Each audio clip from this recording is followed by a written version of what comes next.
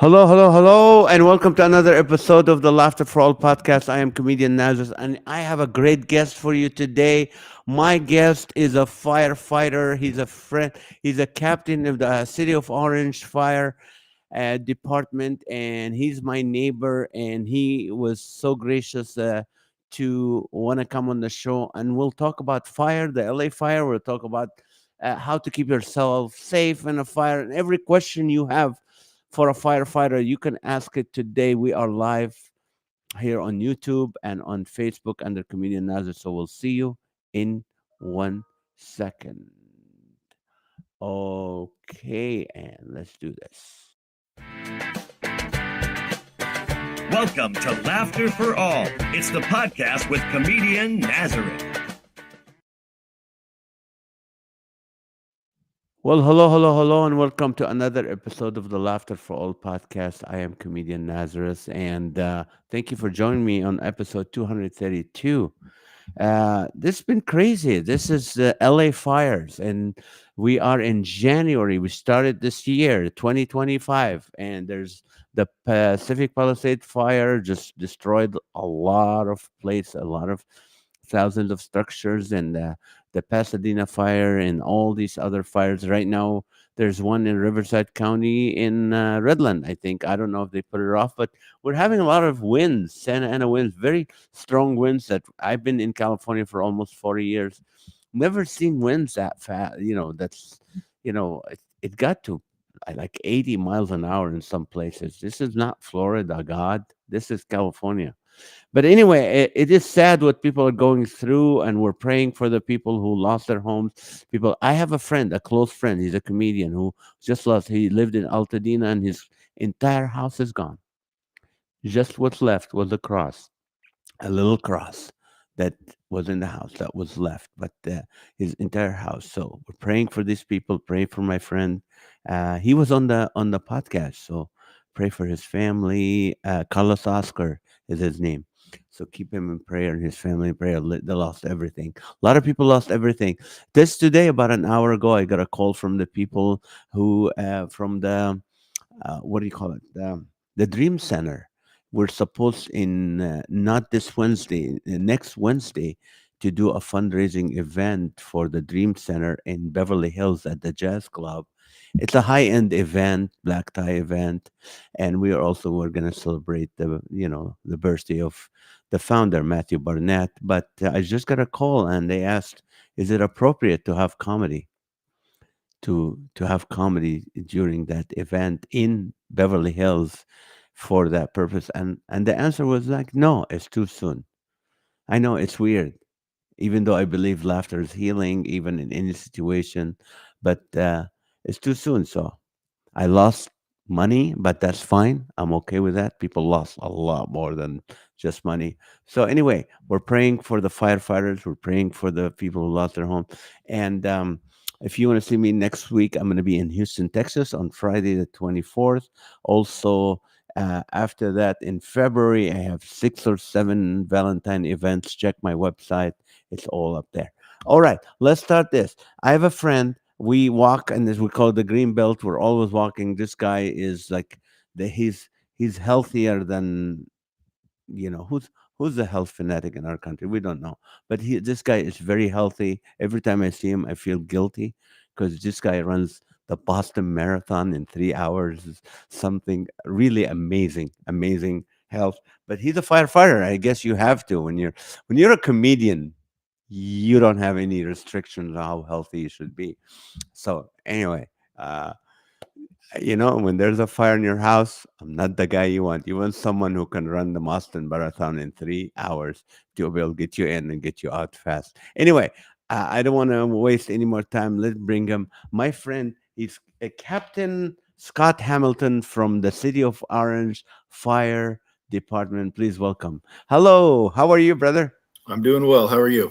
Hey, thank you for taking the time. And I'm sure people will have the question. The first question is like, why aren't you fighting the fire right now? Because it's my day off. Actually, I've been at the station for I have 2 days off now, and I'm going back and working tomorrow because We when we have big fires like this, we've sent 2 of our engines with 8 people to the fires to assist in the fires, and we backfill our stations, and then we also have extra pieces of equipment that we staff in our department because we can't send everybody to LA because if something happens in Orange, then we won't be prepared. So we are being prepared, and because of the wind, red flag is still tomorrow, so we're upstaffing, as they call it, additional pieces of equipment tomorrow, and that's what I'm going back to work tomorrow for. So Right. And that's what people don't understand. They think, okay, there's a huge fire. Every firefighter in the country has to go there. And we even have people from Mexico, firefighters from Mexico coming. And yeah, you don't think like, no, no, you need some to stay just in right, case a fire, yeah, yeah. yeah. Mm, So so what was the biggest fire you were part of? the biggest fire, well,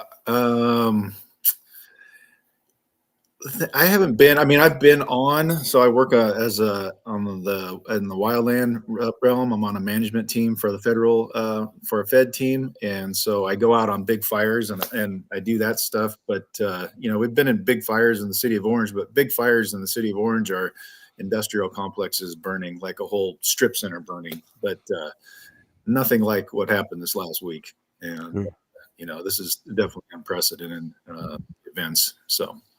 What do you think? Is it easier to fight a fire in a city or a fire in a forest or, like That's brush fire? I mean, it's completely different. In the city, it's going to be easier because you're going to have a building that you're going to be trying to, you can set parameters, and you're going to stop it at this building or at this whatever unit of a building or in a house. You're going to put it out in a house. The forest it's all different. With the forest, you have the wind, which was what the problem they had last week, and there's really absolutely nothing you can do when the wind takes hold and starts blowing. So. It's just a different beast.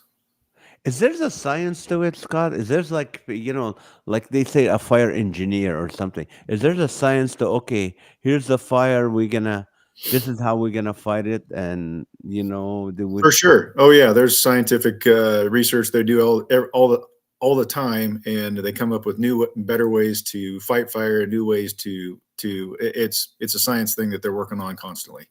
So, but basically, you got to have more water than the BTUs that are putting out on the fire, and then it's going to go out. But there's definitely ways to attack the fire to put it out quicker, and instead of just standing outside the building squirting water inside. So, Is it true that you cannot use salt water, like you can't use ocean water to put out a fire? I'll be honest with you, I don't know the answer to that, but the reason they're not using salt water is because like all the engines from all the cities, like they don't have a mechanism to draw the water out of the Ocean. ocean. You have to pump that out of the ocean, and we don't have that mechanism on our Type 1 engines. So it's just like there's Type 1 engines that fight regular fires. There's Type 3 engines that fight wildland fires, and they have hard suction hose that are able to get the water out of like lakes and ponds and stuff like that. So, Mm. um, So, I heard, I mean, this is what people are hearing in the news. It's like, the fire hydrants didn't have any pressure in them. What does that mean? What is to so us the pressure? it's funny that I know everybody's fixating on this that they ran out of water, but here's just an example, and like the LA County Fire Chief said it perfectly. On a regular house fire, there's like 2 or 3 engines, right? So there's 5,000, 8,000 structures, right? Yeah. So how many fire engines would it take to put all that out, right? We don't have enough fire engines, and fire engines, the Type 1 fire engines, if you saw on the news that they were flowing the water out of the top of it, that's our master streams. They flow anywhere from 1,500 to 2,000 gallons a minute. So let's just say you had 20 or 30, which you had more than that, all hooked up to hydrants and all flowing that 1,000. There's no municipal water system that is built that can support that big of a fire. So Mm. it's impossible. You can't build a water system that's going to be able to support flowing that much water. So Wow, that's good to know. We didn't know that. Yeah. It's like, Yeah, oh, they didn't everybody's run out got of water. The reservoirs weren't, it's just the pressure dropped. You just can't. It's like opening up every single faucet in your house and then trying to figure out why you have no water pressure in your shower, just on a much larger, uh, you know, scale. It's just but wow. I'll answer the question. I'll ask the question as they come. Are there any bulldozer trying to make some way of stopping these fire lines? yeah. So they use bulldozers in wildland firefighting, and it works when the wind's not blowing. So, but when the wind was blowing like it was the other day, 70, 80, 90 miles an hour, so you get an ember cast, and those ember casts can go 1 to 2 miles away. So there's no you can't you can't bulldoze. It just there's nothing you can do. There's no way to do it. But they weren't bulldozing any houses down to try to stop this fire. But no, bulldozers are used to create fire breaks in the wildland fire all the time. Yes. Hmm. Now, is it true that you guys use like inmates or prisoners to fight the fire as well? So Cal Fire uses inmate crews, and they're amazing. Those guys work hard. I think it's a great program that gets those guys. Those guys actually enjoy it. They get to get out of the prison. They get to learn a trade, and when they get out of prison, they actually Cal Fire ends up hiring some of them. So, but yeah, I've worked with them. I've worked with the inmate crews before on wildland fires. Why? Now, when you see a fire truck comes out, there's like a specific designated driver, there's designated certain thing, or everybody does the same thing in a No, you have like you start as a firefighter, and then you can become a firefighter paramedic, and then you promote or you test to become an engineer who is the driver. So the engineer is the driver, and he is able to do all the pumps and do everything and flow the water and figure out how much water you need on the elevation and everything. And then you can promote to captain. And then the captain is the one that sits in the right seat. He tells them where to go, and then when he gets on scene, he tells them what to do and when they're doing it. So That's and interesting. And you're a captain, so you've already drove a truck? I didn't. You don't have to go to that. I did the training for it, but I never actually was an engineer. I went from firefighter to firefighter paramedic to captain. Okay, so you're also a paramedic. So Yes, you guys yes. are always the first one to show up before the ambulance. So Uh, yes, most of the time, yes. The ambulance and it usually gets there. It depends on what city. Like in the city of Orange, we have our own ambulance companies. So depending on where the call's at, the reason my favorite question is why you send in the big fire engine to everybody's house is because there's more fire engines and they're able to get there first to start the medical treatment on the person that's sick. So there's not enough ambulances to go around everywhere, to go to every house. So, oh, but that's so why the there's more fire engine fire goes. trucks. Yeah, Okay. that's why the fire engine goes, and then the ambulance follows up, and then depending on the severity of the call, the ambulance will take the patient to the hospital, or the fire engine will follow up to the hospital with the personnel in the ambulance. I see. Now, do you guys use just regular water, or there's any chemicals you put on We the? have foam, so like on initial attack on a fire, we'll just flow regular water, and then to suppress the fire and to keep the fire to permeate, like after during mop up, they'll spray foam and stuff like that. But we Mm, use foam on certain fires, on chemical fires. We have to use foam or something. Yeah. But we use generally our tanks are the 500-gallon tanks is what typically is in a fire engine, and they just have straight water. straight water. Okay. And what happens after the fire is over? Are your job done? Like, okay, we got the fire taken care. There's no more hot Yeah, areas. You're done. Who does the cleanup and all that? they After. hire companies for that. We have to make sure the fire is out and cold, and then once we make that determination, we'll board up the building or whatever, or assist the person in boarding up their building usually, and then they'll hire a company that come and does the cleanup. Okay, here's a question from Chris from San Francisco. How difficult is it to deal with an electric car fire? It sounds like I haven't personally got to deal with that, but they're becoming a bigger problem because there's not enough water. you don't have enough water in the tank to put them out because they burn. So from what I understand, there's they're trying different methods, but a lot of them are just letting them burn out. But you don't have enough water to put them out. So, but Oh, they are difficult. But fortunately for us, we haven't had any issues in the city of Orange yet. So, but I'm sure it's coming. more than a car with a gasoline in the tank. For sure, you can put those out very quickly. But Ah, it's the car batteries and all that stuff and the chemicals, like that trailer that crashed in Las Vegas that burned for 3 days. So it's the same thing. They just burn for a long time. So oh. So now, what about all the what do you call it? The solar batteries and all that in these homes. Does this make it worse for you guys to put out a fire? I haven't, to be honest with you, I haven't heard of anybody having any issues with solar batteries in homes of house fires. No, that's not a thing. Like the one in LA when Palisades, I'm sure some of the homes had solar I'm systems I'm and sure they did, but I don't think the batteries are big enough. I haven't heard of anything, to be honest with you, of issues with that. wonderful. So, what is it like? Okay, let's say you're a high schooler and you want to go to become a firefighter. What is the requirements? Well, I mean, for you and your own story, what made you want to be a firefighter? I had a very close friend who was becoming a firefighter. His brother was a firefighter, and his father was a firefighter, and I was interested in doing it. And so I went to St. Anna College and took the fire prerequisite classes, Mhm. and then I went to St. Anna's Fire Academy.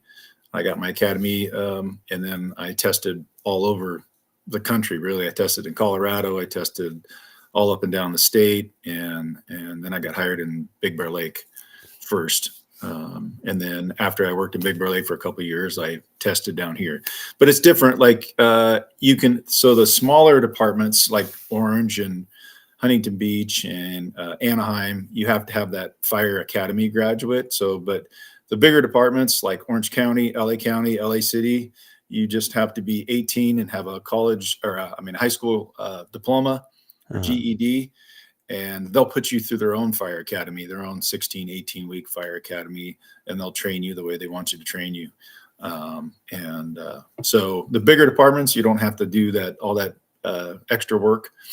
But there's people that go out and go to private paramedic school, which is another thing that you can do to get yourself hired. It's easier. So, but it's a lot of work. Now, do you have to be in really good physical shape, or they won't Yes. hire you? Well, yeah, because you have to pass. So the qualification, like when you go to take a fire test, every city used to be different back when I got hired a couple of years ago. But now they have a general test that you take, and it's very, very generalized. And you go and you can at a company, they'll take the test, and once you pass it, but it's physical. You have to pass certain physical exercises. So you have to be in shape. You have So to be in shape, you right? you have to be in shape, yes. So Nice. Do you have to be a certain height or no? no, there's no height requirement. There's no age requirement. We hired a guy a couple of years back who was 42 when he started. So I mean, there's no, as long as you can do the job and you can test and you can physically do the job and you have an interview you have to go to. So you have a written test that you have to pass, and then you have a physical agility you have to pass, and then you have a oral board. So you usually have two different oral boards, and Wow. then they decide if they like you. Yeah. Now, what is a typical day for you, Scott? Let's say you have to check to work tomorrow. What would be a typical day for you guys? So we work. So our schedule is like on a normal schedule. It's called a 48-96. So we work 2 days in a row. So I'll go to work on say Monday morning. My shift starts at 7 o'clock in the morning, Mhm. and then I'll get off Wednesday morning at 7 o'clock. So tomorrow morning, my shift starts at 7 o'clock. So I will go to the station, and you do your shift exchange with the person that was working the day before. You find out if anything happened that was interesting, and then you do your gear check. So you have to check all the gear. Like as a paramedic, you have to make sure all the medical gear is ready to go. And then you check your breathing apparatus, make sure it's ready to go, make sure all your gear's on the rig. And then once you do that, we are able to, in the city of Orange, we're able to work out till 9 a.m. And so we can work out till 9 a.m. Once 9 a.m. comes, then we do, certain things. We have either training scheduled for the day, or we'll have fire inspections because we inspect every business in the city. And then we usually take a lunch break, and then we'll go back at it in the afternoon. Sometimes our training scheduled in the afternoon. We'll go out and do some certain training around the station. And then we have weekly checks on different rigs. Like on Monday, we do a weekly check on the engine. On Tuesday, we do a weekly check on the other engine. And we have utilities that we have to check out.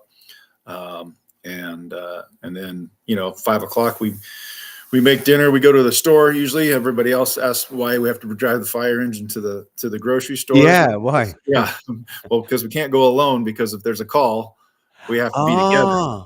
So see, I never knew that. Yeah. Because if there's a call, you have to be ready to go. Right. We have to be ready to go. So there's been countless times where I've been in a grocery store and had the shopping cart full, and we get a call. So we just leave it, and then we come back if we get a chance, and we finish shopping. So yeah, we all have to stay together. And that's why we're all together. That's why we bring the fire engine to the grocery store. And yeah. Oh, So that's very interesting. I never knew, and that's a question people will have. Like, right. why are they, why are they bringing the whole truck for that? Oh, we get it all the time. People ask us all the time. My second favorite question is, well, what time is dinner? What are you making for dinner? No, you guys sleep at the station overnight. Yes. Right? Yeah, we sleep at the station, so you get to go to bed whenever, but you're on call. So, depending on the station you're at, you could get up 2 to 3 times a night. So, sleep is something that's it comes and goes. Sometimes you get lucky and you get to sleep through the night, but a lot of times you don't get to sleep much. So depending on how good you can go back to sleep after coming back to the station. I see. What would be a typical call for you guys? Is it just someone who's sick, or? Yeah, medical aids are the number one. We don't run a lot of fire calls. It's not the number one thing, but I would say 85% of our calls are probably medical aids, sick people, heart problems, just people that are sick. And so it's just any kind of sickness you can think of that they're going to call us for. That's interesting. What was the weird call you got personally? There's been so many. I was trying to think of something that was, we've been called for everything. We actually had a gentleman call us. We got to his house, and we got inside his house, and he was sitting in a chair, and he was unable to reach down and get the remote control. So it was like, So, we get called for everything. We get called for bloody noses. We get called for, it's everything. So 911, okay, someone calls 911. Do you guys hear the call? No. So we have a dispatch center, and the dispatch center, they figure out whether or not what the call is, and then they dispatch us to it. So that's interesting. Okay, here's some questions. I'm not gonna. Some of them are silly. Are all fighters good cooks? No. Where do you buy your fire trucks from? We buy our trucks from Pierce, from Wisconsin, actually. So they're built in Wisconsin and then shipped out here. So is it required that you're on a calendar? What does that mean? I don't know what that means. We don't have there's a firefighter calendar. We don't have a firefighter calendar. Oh, I see. Oh, yeah. Stop it, Michelle. Stop it. Yeah. How many cats do you actually rescue in a year? I've actually been on one call. We don't actually go and rescue cats out of trees. That's not a thing, but I actually have been dispatched when I was a big bear. But so we like to tell people that it's probably not something we should say, but I don't think you've ever seen a cat skeleton in a tree, so it'll come down eventually. So. Okay, let me ask this, and this might relate to the LA fire. How did the terrain and weather impact your efforts to control a fire? I guess, it didn't matter what the terrain was. If you're talking about the LA fires, terrain has everything to do with it. Like typically a wildland fire will run uphill, that's where it gets its steam and it runs uphill. It didn't matter because the wind was blowing so hard. That stuff was blowing downhill. And like I said, there's absolutely nothing. You could have had 1,000 fire engines Mm. and it wouldn't have been able to stop when the embers are blowing miles away, you can't. And those neighborhoods are so packed in there. And unfortunately, there was just nothing anybody could have done. Right. And how do you guys determine which structure to protect and which structure to let go? I mean, we don't really, we just, some structures that have trees that are everywhere all around it. And if it's not safe for us to defend the structure, you know, we're not going to put ourselves in harm's way to protect a piece of property. We'll risk everything to save us, a human, but Right. we're not going to risk our own safety to save a structure. So that's the way that they do it. But So you recommend a house owner to cut all the trees around their house? Is I that wouldn't say, I mean, it depends on where you live, really. um, You know what I'm saying? Like in a typical neighborhood, you shouldn't have to cut all your trees down because typically fires don't burn through neighborhoods. But if you're up against the hills, they say you should have 100 foot of clearance around your house. So, mm, but mm. as I said before, when there's wind, there's nothing you can do. So, but typically, 100 feet of clearance is what they ask for you if you're up in the brush. And okay, so but how come with the Palisades fire it just burned everything, all the homes, even though Because of they the were wind. Because because of the the wind? wind was just spreading it from house to house to house. So Wow. Okay, so so is it more like is now we have those planes that are dropping the water or what's that red it stuff needs that they drop? the retardant. Yeah, Retardant. it's a retardant. It's yeah, those those are great. They do an amazing job. And then once again, it was 27 hours, I think I heard, before they could even get aircraft up in the air because it was so windy.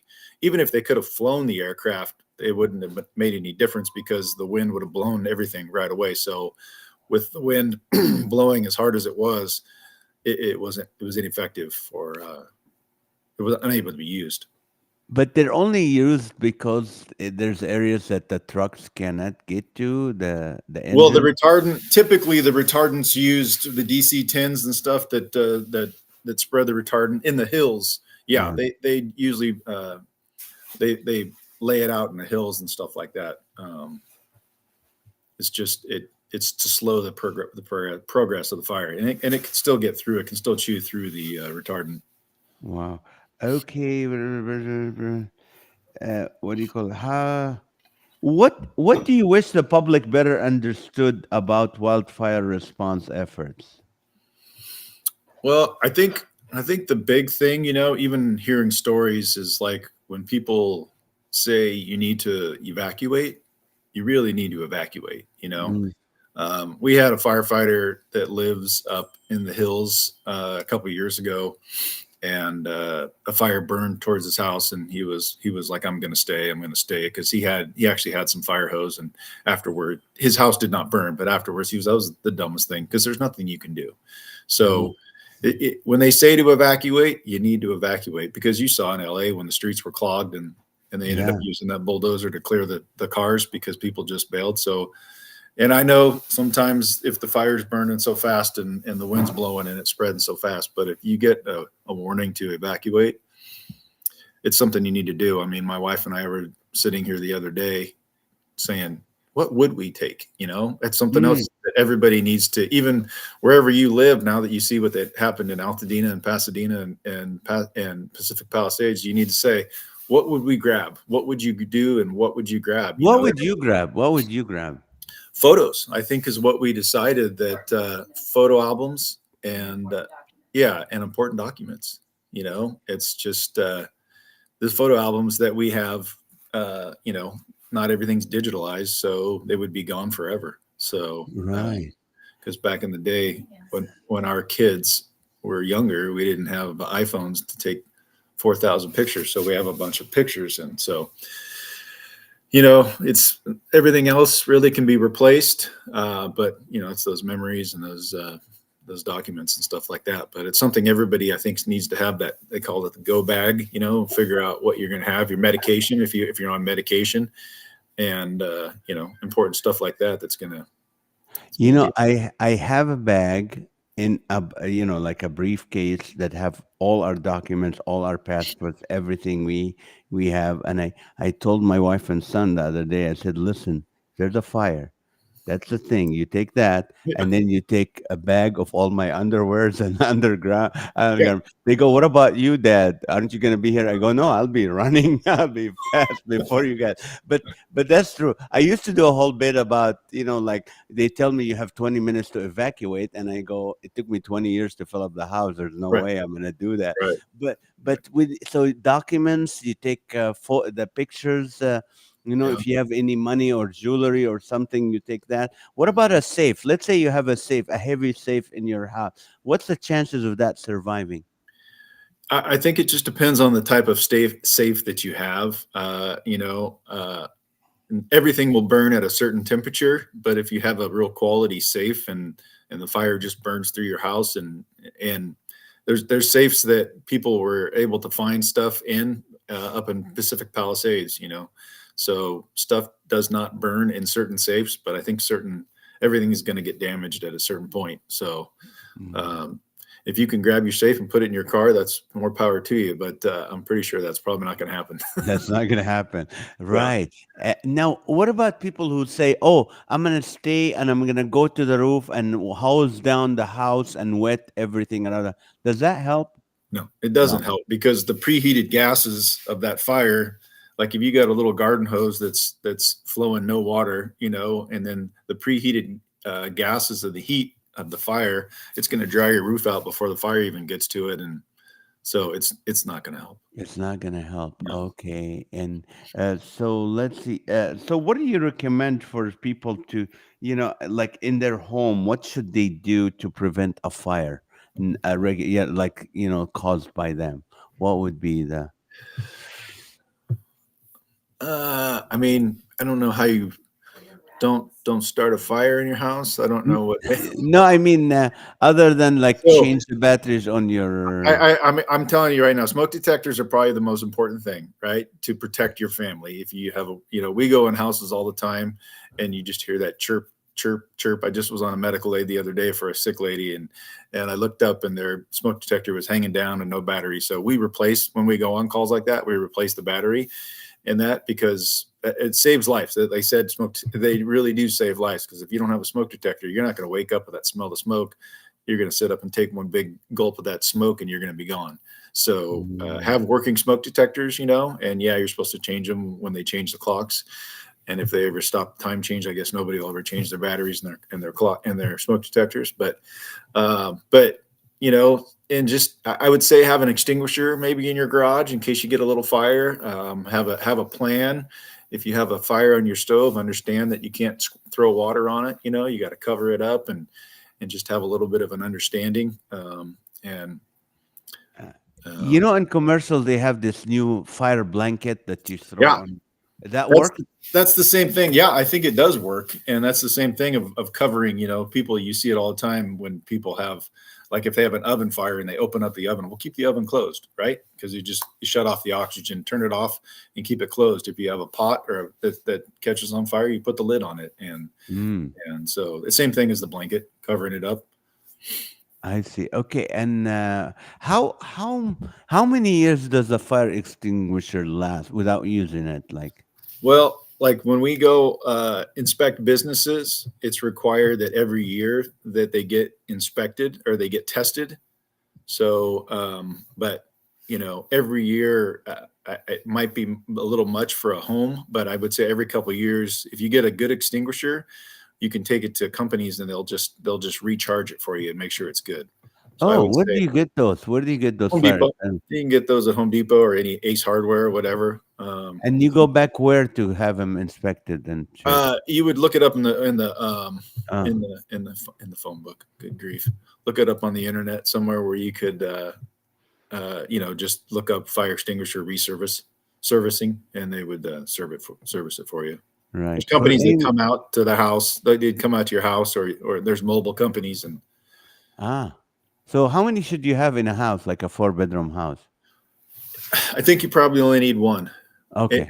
in a commercial building or whatever, you only need one for every 75 feet of travel, as they say. But you would only need one in a house. I see. How have you ever been to a fire and that there were people dead and burned, and you saw burned people? I have not been on a fire like that. I've rescued somebody out of a burning building, which was something that not every firefighter gets to do. So that was pretty great, and they were Yeah. okay. So other than taking a little bit of smoke in, but fortunately for me, I haven't been able to. I've been on plenty of car accidents where people didn't make it, which are Mm. awful. But and so, And you're paramedic, so you have to you try to help them, right? oh yeah, And yep. how does that affect you mentally when you come home, or you just block out? Well, it is. Mental health is the biggest buzzword or the biggest topic right now, probably in the fire service. Firefighter suicide is probably is one of the leading causes of death in fire service. I did not Um, know that. yeah, Oh, and it's just and mental health has taken a front. Like there's a lot. We have a lot. We have a mental health program right now. We have counselors that we can talk to if we want to. And I mean, for us, we just talking it out in the fire station seems to help out. mm. Um, Everybody kind of deals with it differently, but yeah, there's calls that I went on 28 years ago that I can see clear as day right now that will Oh never man. leave my mind. And so it's stuff that we just deal with a certain way and get on with it. Right. That's different. Okay, let's see. What role if play in reducing, okay, let's see about fire safety. How can repair their home? What's the most common cause of of house fires you see? Well, the one thing that I don't allow in my house is candles, but Oh, that's not. I don't think that's the most common honey. cause of fires. uh, we'll go over to people. Let's see. I was at my grandmother's house for Thanksgiving this year, and somehow all of the candles got extinguished. I don't know how that happened, but yeah, no, I'm not a big fan of candles because I've been on several house fires with candles that people have left out, but electrical fires, it's hard to say. I don't know what the number one common cause is. Okay. Now, let's say you have a family, like you have three kids and you and your wife, or maybe your mom lives with you. What's the best way to create an effective fire escape plan for a family? Like if it's your family, what would be the plan? The, What do the you say to them? the plan is to have a meeting area, right? So like you have a spot, a tree or whatever. If there's a fire, if you hear the smoke detector, everybody gets out of the house, but you have a spot outside that you meet at, right? Uh-huh. And exit drills in the Edith, I think is what it is exit drills in the home. I think is what the acronym is. And so you can plan them, you can practice them, have your kids, in bed and do a little practice run, and everybody meets out by the tree or by the car or whatever, and doesn't just run off down the street. So, but that's basically what that is. That's good. Is there any fire prevention myth that you'd like to debunk for us that you hear about? A myth? Yeah, like people think, oh, if there's a fire, do this. And one of them you did, like if you like water down your roof, and that Yeah, was yeah. Not sure if there's any. I mean, fire spreads fast, and that little extinguisher. If your Christmas tree catches on fire, most likely you're not going to be able to put that thing out with extinguisher because those things are going to explode. It doubles in size so quickly, and what so explodes the tree, the Christmas no, I tree. said if your tree catches on fire, it's Uh going to huh. go up so fast and it's going to spread.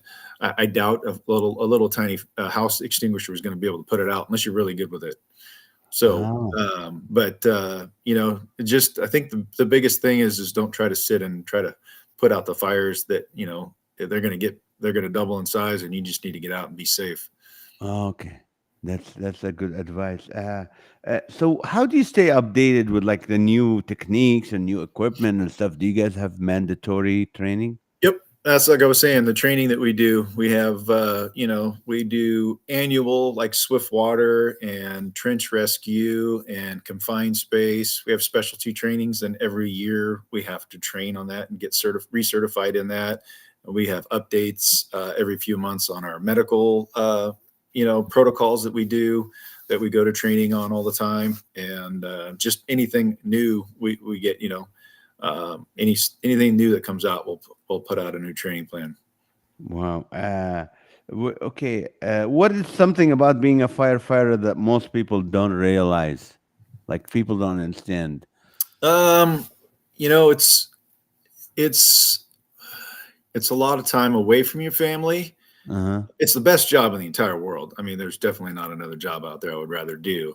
Wow. I was able to coach my kids in football. I was able to be there for a lot of their stuff, but I had to work a lot of Christmases. I had to work a lot of Thanksgivings, and you're gone for certain things, and you're gone sometimes 3, 4 days in a row, 5 days in a row, and little kids don't understand that. And Yeah. just a guy the other day, he got force hired, was what we call when we have to make people come to work when we need to fill spots. And his kid woke up and he said, "Where are you going, Dad?" And he said, "I got to go to work." And his kid started bawling, crying, And so kids don't understand it, but being away from the family for 2, 3 days in a row, it is hard on your family. And so, but you get days off, and you get to spend a lot of others. There's a lot of benefits too. It's a great Yeah, job. you know what? And it's just not, I mean, you guys doing an honorable job, but also for us comedians, like when the kids were younger, I was there at almost every event, every school's thing. But then you're on tour, and you're on tour on a tour bus for 26 days. Yeah, And and you come home like you have 2 days off. You come home, say hi to the kids, and go back. Sometimes you drive from Arizona at to be home at 6 in the morning to do with daddy, and then go back. So yeah, but in every profession, sometimes not everyone, but like what we do, yeah, but you're there. People don't understand this. You're there home more than an average parent does, yeah. because when you're home, you're home, right? You're not. Right. Yep. You're home for the day. And, yeah, depending on the department you work for, I guess. So, like, if you were up all night and you're going to try to figure out a way to be up all day, like if you had to take a break or whatever like that. So, it didn't matter how bad my night was. I always tried to make a point of being there for my kids, and doing everything I could. That's That's why they make awesome. caffeine. Yeah, that's what I do. And now, Michelle has a does stop, drop, roll really works? Yes, it does. It It does. really does. Yes. There's videos of people doing it. I mean, if you're on fire and you're running, it's gonna increase the fire. So stop, dropping, and the rolling is the smothering part. You're actually smothering the fire. So yes, Mm, that's why we teach the that's little a good kids. idea. That's good. Yeah. What advice would you give to someone considering a career in firefighting?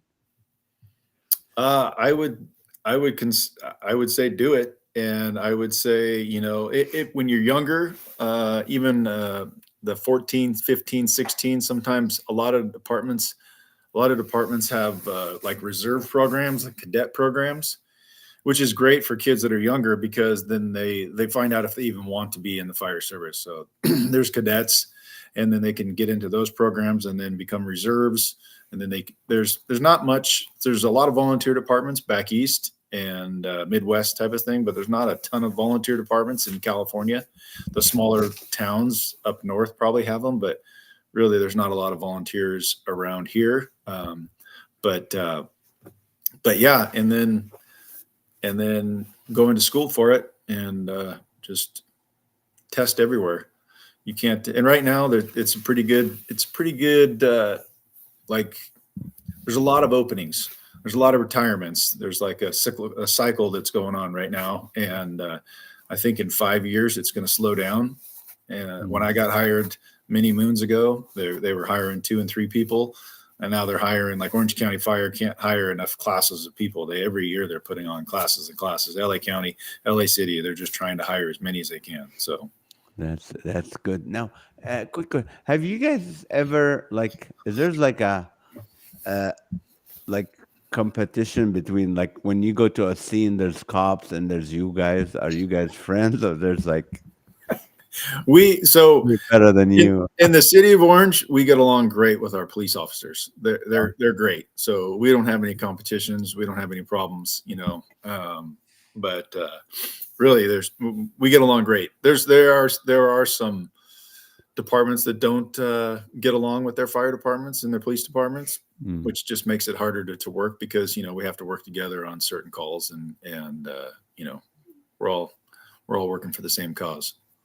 Right. Now, what about you guys do classes for CPR and other? Does this really work? Do Yeah. you recommend people to take those? Oh, for sure. We have CERT or community involvement classes. I think is there CERT in Corona? I think there's CERT.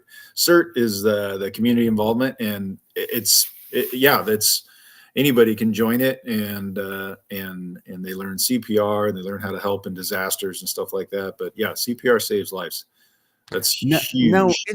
isn't it true that if you give someone CPR, you might break their chest or aorta or It something? is true.